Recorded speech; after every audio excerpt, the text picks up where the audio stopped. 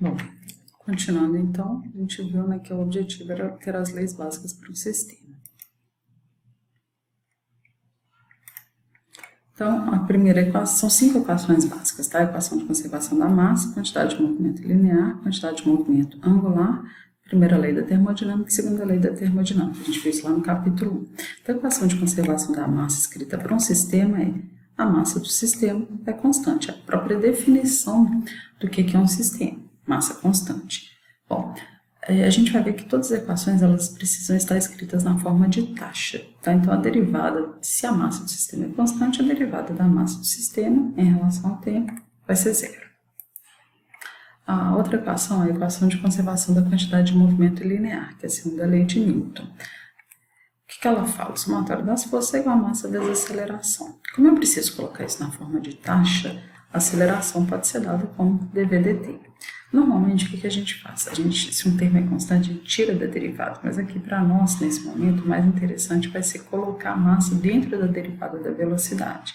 Por que isso? Se eu coloco a massa para dentro da velocidade, o somatório das forças fica sendo dmv/dt. E o que é mv? É a quantidade de movimento linear. Então, eu consigo escrever a taxa de variação da quantidade de movimento linear. Então, a forma da segunda lei de Newton é o somatório das forças externas que atuam no sistema igual a taxa de variação da quantidade de movimento linear. Bom, essa equação está na forma vetorial e para nós sempre é mais interessante colocar na forma escalar. Tá? Então, aqui embaixo a gente está vendo as 3 formas: somatório das forças na direção x, massa vezes aceleração na direção x, em y e em z. A terceira equação é a equação de conservação da quantidade de movimento angular. O que ela fala? A quantidade de movimento linear é o somatório das forças é igual a taxa de variação da quantidade de movimento linear. A quantidade de movimento angular é o somatório dos momentos ou dos torques igual a taxa de variação da quantidade de movimento angular, que é chamado aí de H. A outra equação é a equação de conservação da energia, que também é a primeira lei da termodinâmica. A equação da primeira lei ela é escrita dessa maneira para um sistema, tá? Na forma infinitesimal ainda. dQ menos dW é igual a dE, que é a quantidade de calor que é fornecida ou retirada do sistema. W é a quantidade de trabalho que é realizada sobre o sistema ou pelo sistema. E E é a energia. Energia que corresponde a todas as formas de energia. Então, a gente tem energia cinética, energia potencial, energia eletromagnética e a energia interna. A energia interna é a energia a nível molecular, por exemplo, a energia de vibração das moléculas. Como eu preciso escrever essa equação na forma de taxa, a equação de baixo está representando isso aí. Então, Q ponto, taxa de calor, menos W ponto, taxa de trabalho, igual a dE/dt. Importante aqui a gente ressaltar a questão da convenção de sinais que a gente trabalha. Tá? Então, calor adicionado ao sistema é positivo, calor retirado do sistema é negativo.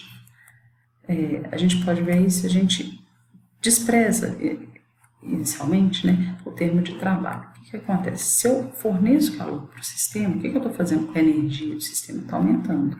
Tá? Então, o dE/dt está aumentando. Para o dE/dt aumentar, significa que o Q ponto tem que ser positivo. Então, calor adicionado ao sistema positivo. Para o trabalho, a convenção de sinais é trabalho realizado pelo sistema positivo, sobre o sistema negativo. Tá? A gente pode avaliar isso também desprezando-se o termo da taxa de calor. Se a gente pega, por exemplo, um conjunto cilindro-pistão, aí eu empurro esse pistão para baixo, o que eu estou fazendo? Realizando um trabalho sobre o meu sistema. E quando eu empurro para baixo, eu estou aumentando a energia do sistema. Tá? Estou aumentando a pressão sobre ele, eu estou aumentando a energia do sistema. Então, meu dE/dt tem que ser positivo, ou seja, o menos W positivo, que significa que o W ponto é negativo. Tá? Então, trabalho realizado sobre o sistema negativo, pelo sistema positivo. A última equação é a segunda lei da termodinâmica. Então, essa primeira equação aqui fala que a variação da entropia do sistema, tá? A entropia é uma propriedade termodinâmica, não sei se vocês já viram isso lá na termodinâmica, mas é uma propriedade termodinâmica maior ou igual a dQ sobre T. Tá? O Q aqui é o calor também, usando a mesma convenção de sinais de antes, e T é a temperatura absoluta. Na forma de taxa, essa equação fica dessa maneira. ds dt, variação da entropia com o tempo, tem que ser maior ou igual a Q ponto sobre T. Aqui vocês podem observar que a gente tem uma desigualdade. Tá? Então, a desigualdade ela serve para os processos irreversíveis e a igualdade se aplica aos processos reversíveis. Bom, o item 4.2 a gente vai ver como transformar essas equações da formulação de sistema para a formulação de volume de controle. O livro ele apresenta toda a dedução, eu recomendo que vocês deem uma olhada nisso daí, mas aqui está só um desenho, o desenho até do livro mesmo, tá? Que mostra como que é feita essa dedução. Então aqui, ó, na figura inicial, na figura da esquerda, o que a gente tem? Um pedaço do volume de controle, do nosso domínio, um pedaço do nosso domínio. Então esse pedaço vai ser o nosso volume de controle. E a massa que está dentro desse volume de controle vai representar o nosso sistema. Isso aqui é no instante t igual a zero. Então, quando ele passa no instante t mais delta t, t0 mais delta t, o que acontece? Se eu estou dentro de um escoamento, o fluido aí vai se movimentar. Então, meu volume de controle fica fixo e o sistema muda de lugar. Então, a dedução desse teorema matemático, o que ele faz? Ele compara as variações de uma propriedade qualquer no instante t0, a variação, né, nesse intervalo ΔT dessa propriedade no sistema com a variação dessa mesma propriedade no volume de controle. E aí ele consegue obter esse teorema matemático, que é o chamado teorema de transporte de Reynolds. Para a gente entender esse teorema de transporte de Reynolds, a gente tem que definir o que são propriedades intensivas do que são propriedades extensivas. Tá? Provavelmente vocês já viram isso também, mas não custa nada lembrar. Propriedade intensiva é aquela propriedade que não depende da massa, e a propriedade extensiva é aquela propriedade que depende da massa. Fica meio genérico a gente falar desse jeito, mas vamos analisar essa imagem aqui, essa figura. Tá? Então, imagine um volume de controle, tá? De propriedades uniformes, ele tem uma temperatura T, uma massa M, uma energia E e uma massa específica ρ. Tá? Então, as propriedades intensivas são aquelas que, se eu dividir esse volume de controle em um número de volumes menores, elas não vão ter o seu valor alterado. Então, por exemplo, se eu pegar a massa desse quadrado grande, quando eu dividir nos 4, cada um deles ficou com uma massa menor, ou seja, essa propriedade depende da massa, uma propriedade extensiva. A mesma coisa é a energia, tá? A energia cinética, por exemplo, é meio de mv ao quadrado. Então, se eu dividir por 4, a massa vai ficar dividida por 4 e assim, consequentemente, a energia também. Essa energia aqui é uma propriedade extensiva. Por outro lado, a temperatura, se o conjunto está todo a 20 graus, se eu dividir, cada um não vai ficar com 5 graus Celsius, vai permanecer com 20 graus Celsius. Tá? Então, a temperatura é uma propriedade intensiva, assim como a densidade. Então, o livro chama aí, define uma propriedade extensiva arbitrária, ele chama ela de M. Tá? Pode ser qualquer um, pode ser a massa, a energia, quantidade de movimento, qualquer propriedade. Tá? E aí eu vou ter um eta, que é a propriedade intensiva que corresponde a N. Tá? Então, meu eta vai ser derivada de N em relação a M. A gente vê, né, que essas propriedades extensivas, elas são sempre uma função linear da massa. Então, se eu derivo em relação à massa, eu elimino a dependência delas da massa. Então, fica sendo uma propriedade intensiva. E essa aqui é a forma do teorema de transporte de Reynolds. Ele fala dN dt para o sistema é igual a d de dt da integral no volume de controle de eta ou dv mais integral na superfície de controle de eta ou v escalar dA. Para entender fisicamente o que isso significa. Então, primeiro a gente tem aqui dN o teorema, né, e avaliar esse primeiro termo. Ele está fácil, a interpretação física, porque é dN dt para o sistema, ou seja, a taxa de variação de M dentro do sistema. Acho que esse aqui não tem segredo, não. O segundo termo é d de dt da integral no volume de controle de eta ou dv. Tá? Esse termo que está aqui na primeira equação. Então, a primeira coisa que a gente tem que avaliar é o seguinte, uma derivada temporal de uma integral volumétrica. Tá? Então, não é como se essa derivada anulasse com a integral, porque uma é temporal, a outra é volumétrica. Então, para a gente entender o significado, vamos termo por. Tá? Então, primeiro aqui, esse eta. O que é eta? É a propriedade intensiva. Quando eu pego aqui dV, é o volume infinitesimal. Se eu multiplico o volume por ρ pela densidade, então ρdV vai ser o quê? A massa. Tá? Então, a massa, o elemento de massa contido em um volume de controle. Bom, se eu pego e multiplico agora eta por ρdV, eu vou ter eta dm. Então, olhando para essa equação que é eta igual a dn sobre dm, então, meu eta dm vai ser o dn. Tá? Então, esse integrando aqui, tudo que está aqui dentro, é um dn, ou seja, a quantidade de n contida dentro do volume de controle infinitesimal. Quando eu integro no volume de controle, estou integrando dn no volume de controle. Então, o resultado disso é n, ou seja, o valor total de n contido no volume de controle. Quando eu derivo em relação ao tempo, eu tenho a taxa de variação de n no volume de controle. Bom, e o último termo, integral na superfície de controle de eta por v escalar dA. Então, primeira coisa, se a gente analisar aqui as unidades desse termo, ρ, quilos por metro cúbico, v, metros por segundo, e área, metros quadrados. Então, quando eu faço o balanço dessas unidades, aí que eu tenho quilos por metro cúbico. Ou seja, a taxa de variação da massa dentro daquele elemento de área. Tá? Então, a integral aqui é uma integral superficial na área. Tá? Então, a integral, o ρv escalar dA, ele vai me dar a massa que está dentro desse elemento de área dA. Tá? Então, um dn. Quando eu pego e incorporo esse eta aqui, eta ρv escalar dA, o que eu vou ter? Eta dn, que vai me dar de novo dn. Tá? Então, o meu integrando aqui é a quantidade total de n que está atravessando esse elemento de área A ao longo do tempo. É quilos por segundo, né? Então, vezes o dn vai ser o valor da propriedade por tempo. Então, a taxa de variação, taxa de fluxo, né, desse n ao longo dessa área infinitesimal. Bom, só que aí depois eu tenho que integrar isso ao longo de toda a minha superfície de controle. Tá? Então, o que eu tenho? Se através do meu elemento de área pequenininho está passando um dn dt, tá, uma taxa de variação de n por tempo, quando eu integro ao longo de toda a superfície de controle, eu vou ter a taxa total que atravessou toda a minha superfície de controle.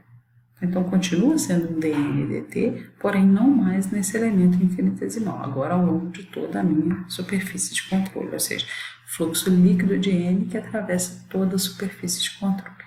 Tá? Na verdade, por essa explicação que eu dei, né, seria a soma de toda a taxa que atravessou toda a superfície de controle. Tá? Mas esse produto escalar que tem aqui, ele me fala um pouco mais e é ele que dá esse caráter de taxa líquida de fluxo de n atravessando a superfície de controle. Vamos pegar esse desenho aqui, que também é do livro. Então, imagina que eu tenho uma superfície de controle, tá? E eu tenho um escoamento passando, velocidade v. A gente lembra, né, que o elemento de área dA é o elemento perpendicular à superfície. Tá? E aponta sempre para fora. Então, é formado aqui um ângulo alfa entre a velocidade e o elemento de área. Se a gente volta aqui ao produto escalar entre o vetor velocidade e o vetor área. Então, seria aqui o módulo da velocidade vezes o módulo da área vezes o cosseno do ângulo entre eles. Tá? Então, quando eu pego aqui o cosseno de alfa. Normalmente, nos nossos problemas, a gente vai ter sempre a velocidade e a área alinhadas. Tá? Então, se eu pego isso daqui, seria representativo de uma saída. Tá? Então, na saída, eu tenho o ângulo formado entre a velocidade e a área, zero. Tá? Então, o cosseno de zero é 1, positivo. Então, a integral aqui de ρ escalar dA, na saída, vai ser um termo positivo. Quando eu pego na entrada, a velocidade está entrando e a área está saindo. Tá? Porque a área sempre aponta para fora. Então, o ângulo formado entre o vetor velocidade e o vetor área é 180. Então, o cosseno de 180 é menos 1. Então, essa integral para a entrada seria negativa. Então, quando eu somo, a integral é uma soma, né? Então, quando eu faço a integral ao longo de toda a superfície de controle, eu vou somar todos os fluxos de saída positivos com todos os fluxos de entrada negativos. Então, vai ser tudo que saiu menos tudo que entrou. Então, é a taxa líquida de n que atravessa a superfície de controle. Então, no final, o que a gente tem em equação do teorema de transporte de Reynolds é essa. A taxa de variação de n no sistema é igual a taxa de variação de n no volume de controle mais o fluxo líquido de n que atravessa a superfície de controle. Então, que esse teorema de transporte de Reynolds permite? Que eu transforme a equação na formulação de sistema, que eu já tenho, todas elas estavam escritas na forma de taxa, em uma equação para o volume de controle. Então, qual que é o nosso objetivo a partir de agora? Obter as equações para as diferentes equações de conservação. Então, a gente vai fazer as nossas propriedades serem, a gente vai substituir, né, as nossas propriedades no lugar aqui do N, que é uma propriedade arbitrária, e a gente vai obter cada uma das equações. Bom, a primeira equação que a gente tem é a equação de conservação da massa. Tá? Então, eu tenho que escrever, fazer, né, o meu N, propriedade extensiva arbitrária, ser igual a massa. O meu eta é a propriedade intensiva que corresponde a N. Então, a N, o meu eta vai ser dm, ou seja, dm, massa, a derivada da massa em relação à massa, que vai dar 1, que é isso que a gente colocou aqui. Então, quando eu aplico isso no teorema de transporte de Reynolds, eu tenho dm dt para o sistema é igual a isso daqui, substituir por 1, mais integral na superfície de controle. Como a gente viu, né, que a equação da massa é dm dt igual a zero para um sistema, então esse primeiro termo desaparece, a equação fica sendo a soma desses dois outros. Então, fisicamente, essa equação representa o seguinte: a taxa de variação da massa no volume de controle mais o fluxo líquido de massa que atravessa a superfície de controle é igual a zero. Tá?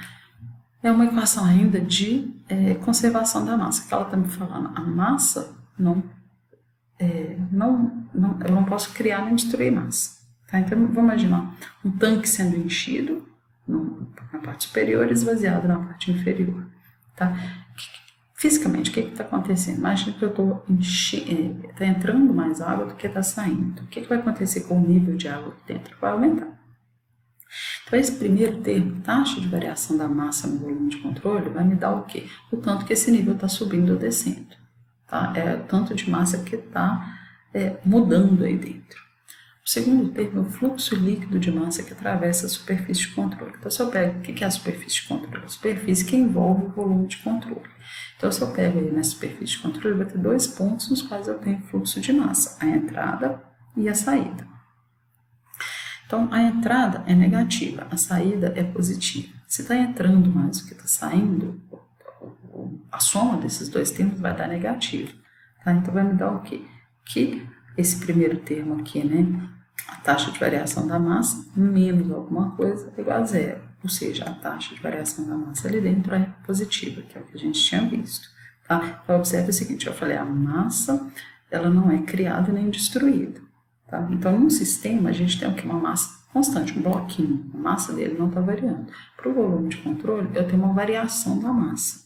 Tá? Mas a variação da massa dentro do volume de controle gerada por estar entrando mais do que está saindo ou saindo mais do que está entrando.